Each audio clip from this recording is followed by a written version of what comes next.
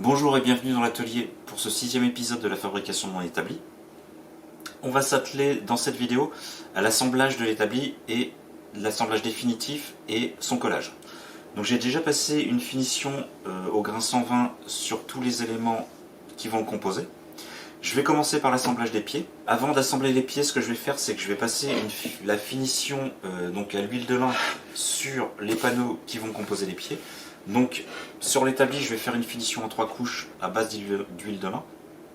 Première couche, 50% essence de térébenthine, 50% huile de lin avec du cicatif. Deuxième couche, 70% huile de lin, 30% essence de térébenthine.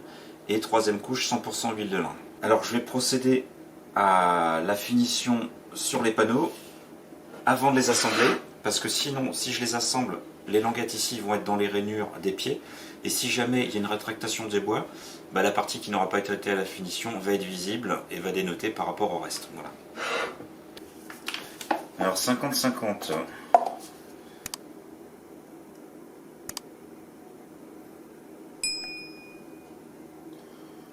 Je vais mettre 2 volumes comme ça.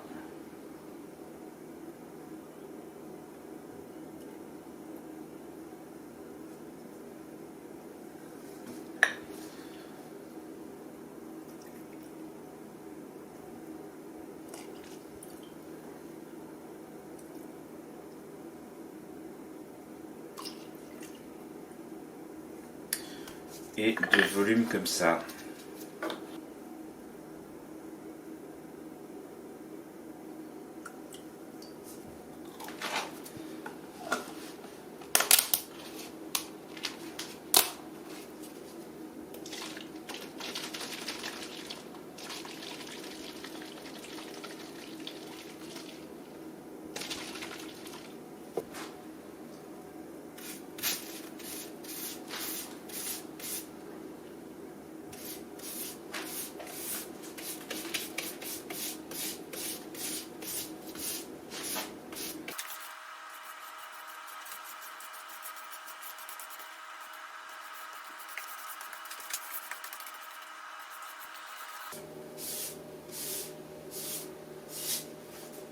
J'ai reçu mes charnières de porte. Ce sont des charnières pivots. Donc avant l'assemblage de l'établi, je vais les encastrer dans les traverses hautes et basses de l'établi et en haut et en bas des portes. Voilà. Comme ça, quand je vais faire mon assemblage définitif, donc je vais monter les portes en même temps que j'assemblerai mon établi, parce que sinon, je ne vais pas pouvoir les emboîter. Donc du coup, je vais fabriquer mes portes avant. Je me remets à la découpe. Donc les portes, je vais les découper ici. Donc l'épaisseur du cadre fera 30 mm. Donc si je peux tirer 2 morceaux de 30 sur un morceau de 65, ça va le faire. Et les panneaux intérieurs vont faire, j'espère pouvoir tirer 18 mm ici. Voilà. Je verrai bien comment ça va se passer au coloriage. J'adapterai en fonction. Voilà. Mais je pars sur la fabrication des portes avant le montage de l'établi. Sinon, ça va être galère. Allez, je me mets à la découpe.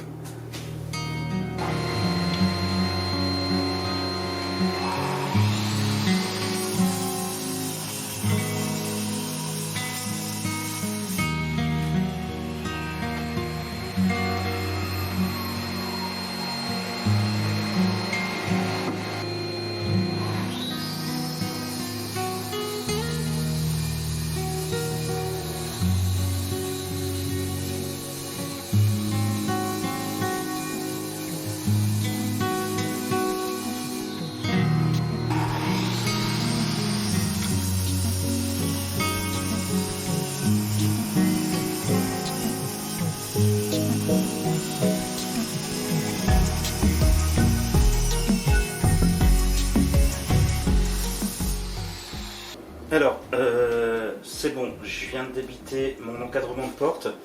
Alors cette partie-là correspond aux 4 montants. Donc ce que je vais faire, c'est que je vais me faire déjà une phase de référence ici, avec un angle droit à la dégauchisseuse.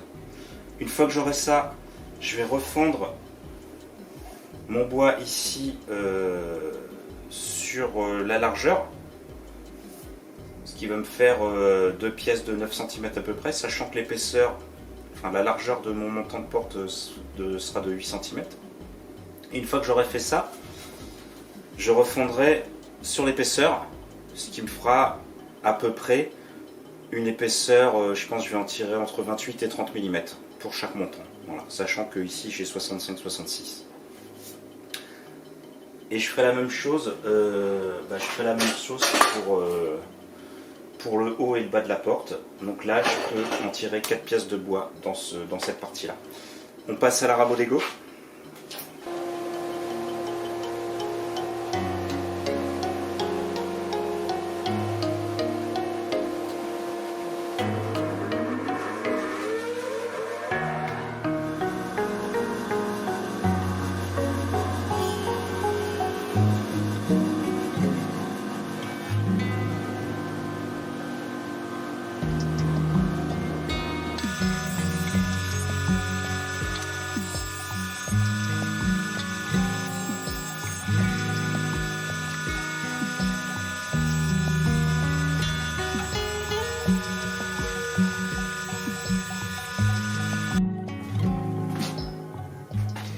Alors hier j'ai passé la deuxième couche de mélange essence de térébenthine à 30%, 70% huile de lin.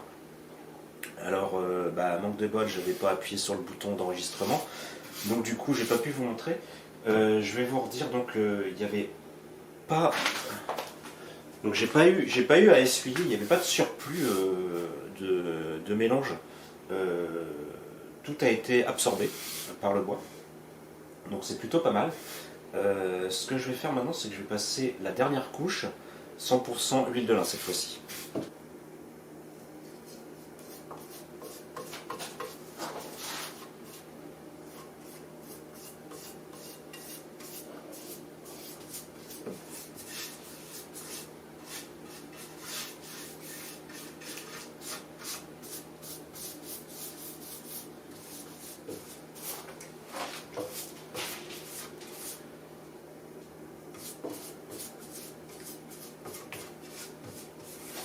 Pendant que la troisième couche d'huile de lin sèche, donc je vais attendre à peu près 1 heure, ensuite j'essuierai le surplus, je vais continuer sur les montants et les traverses de porte, donc que j'avais corroyé ici, et je vais m'attaquer aussi à l'intérieur des portes ici avec le hêtre en 18 mm d'épaisseur.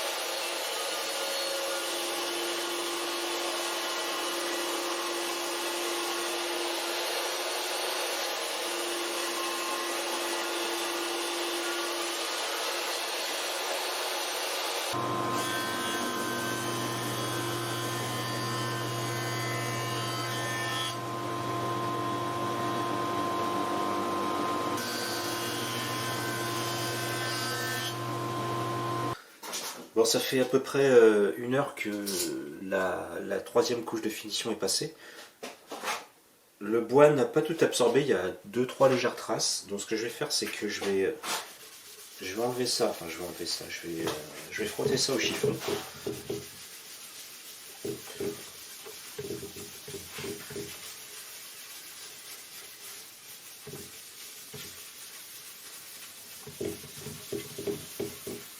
Il y a vraiment 3 fois rien. Voilà, histoire d'uniformiser tout ça.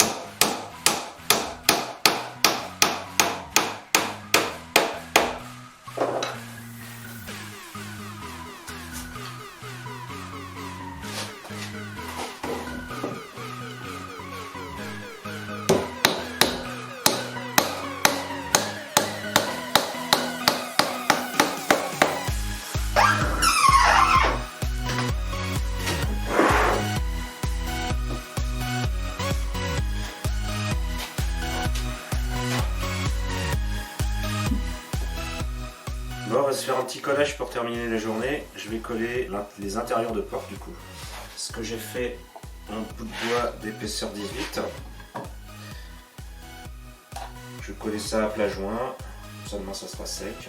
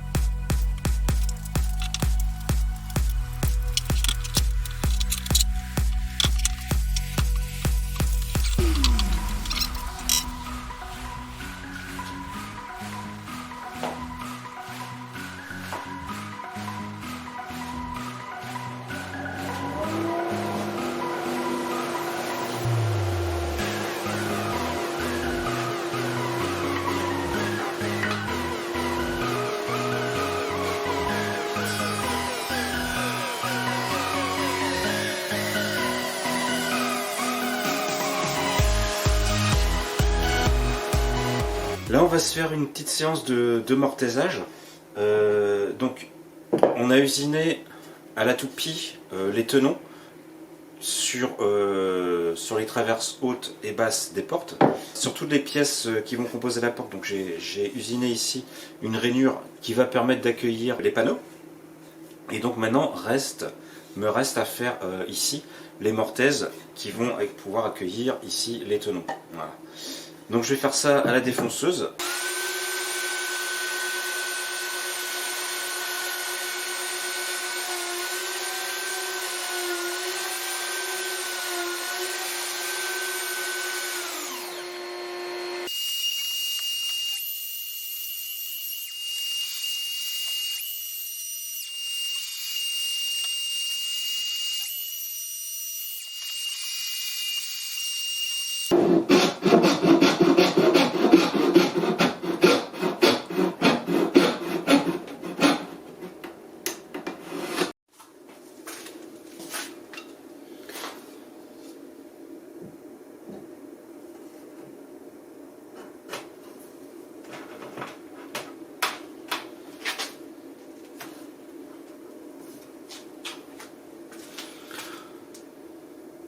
Je ne sais pas si on va le voir, j'ai un léger jeu ici d'un demi-millimètre.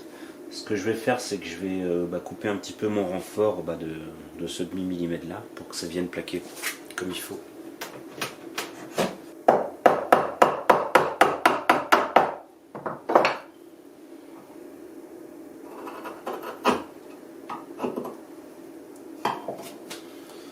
Voilà. Là, je réessaye.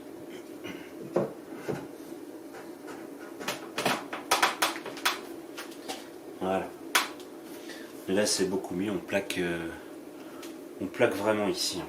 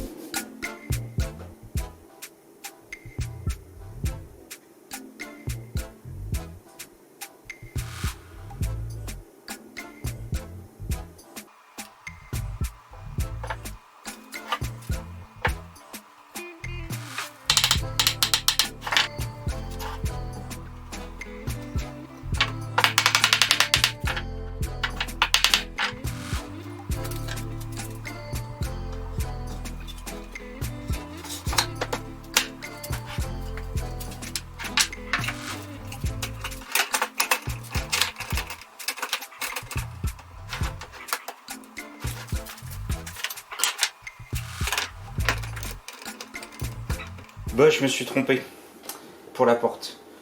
J'ai mis la charnière côté intérieur de l'établi. Donc ça veut dire que la porte sera à ce niveau-là et non à ce niveau-là. J'avais la possibilité de la laisser ici. Ça gênait pas par rapport à son ouverture. Par contre, par rapport aux tiroirs qui, eux, vont être à fleurs ici, j'ai trouvé que ça ferait pas terrible. Donc, ce que je vais faire, c'est que je vais démonter mes charnières ici.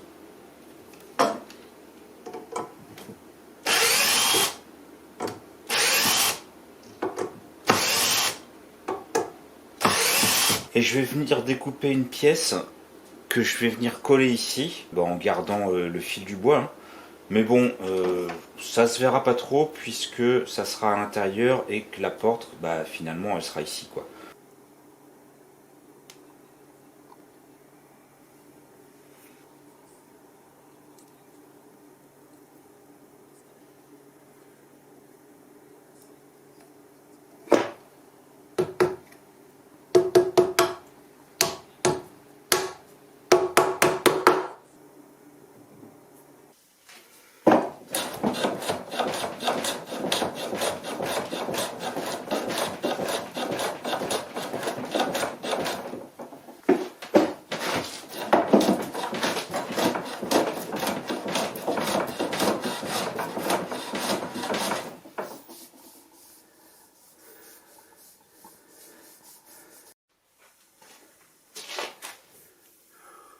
Voilà, c'est un peu ni vu ni connu. Hein. Donc c'est plutôt nickel. Je suis super content du résultat. Alors j'ai fait un montage à blanc de la porte ici, donc on est à fleurs, c'est nickel. Il me reste juste ici à faire un quart de rond sur l'angle parce que la porte frotte contre le montant ici à l'ouverture. Bon, ça va être vite réglé à la défonceuse. Il me reste également à casser les angles sur tout l'entourage de la porte, je vais le faire au papier abrasif. Un dernier coup de ponçage sur les montants ici que j'ai pas passé encore la ponceuse. Et je suis prêt pour coller l'ensemble.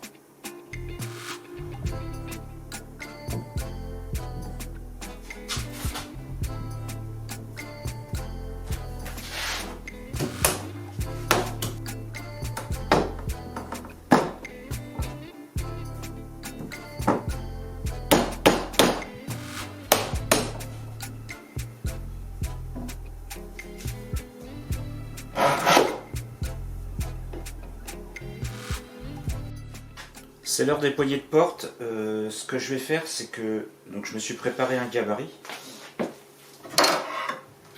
qui va donner ça. Donc avec une prise en main dedans pour pouvoir tirer la porte. Du coup, je vais procéder en deux étapes. Je vais creuser ici sur une profondeur de 14 mm et demi avec une fraise droite et une bague à copier.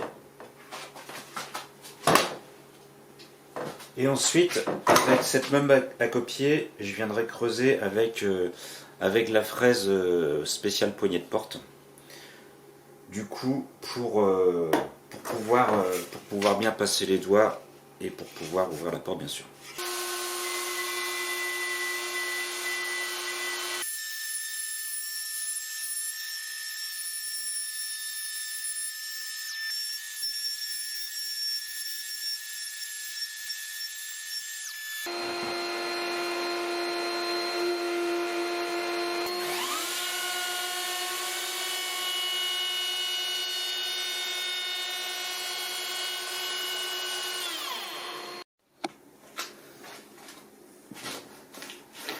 voilà ce que ça donne. Bon, j'avais déjà utilisé ce gabarit pour un autre meuble, donc j'en ai pas refabriqué un autre. Mais ça va, je suis pas mécontent du résultat, donc je vais faire la porte comme ça et puis ça va être bon.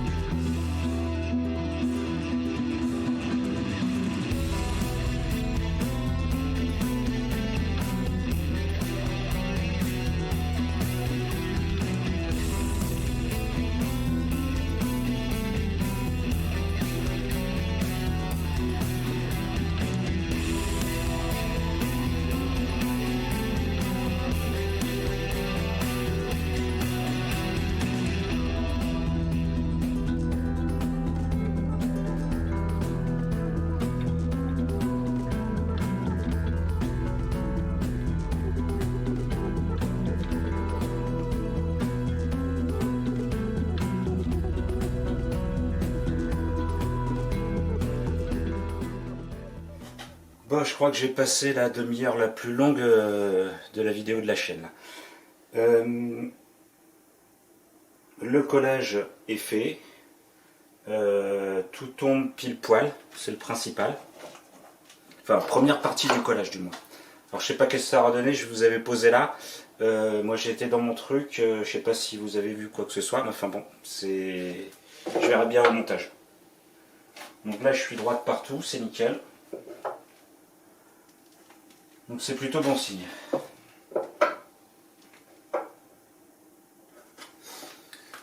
Ouais, je voulais faire ce premier collage aujourd'hui. Je vais laisser sécher tranquille comme ça.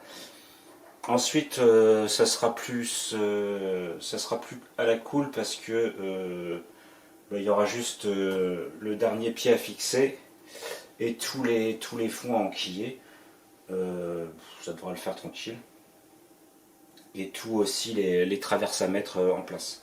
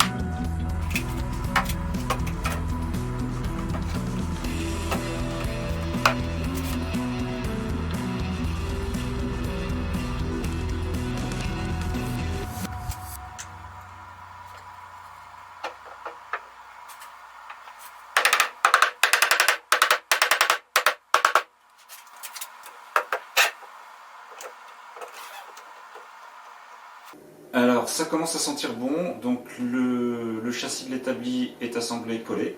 J'ai passé la ponceuse au grain 120 sur toute sa surface, il ne me reste plus qu'à dépoussiérer avant la mise en place de la finition, donc je rappelle 3 couches d'huile de lin.